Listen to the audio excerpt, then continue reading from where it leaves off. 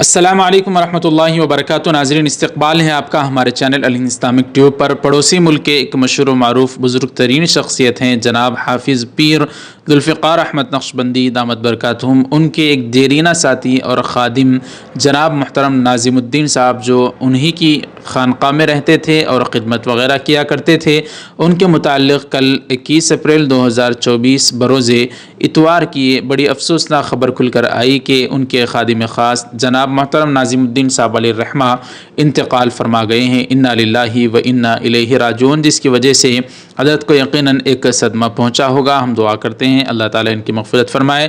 جناب محترم ناظم الدین صاحب کی نماز جنازہ آج 22 اپریل 2024 بروز پیر نماز جنازہ ادا کی جانے کی بات کی گئی تھی، وہ نماز جنازہ ادا کر دی گئی ہوگی۔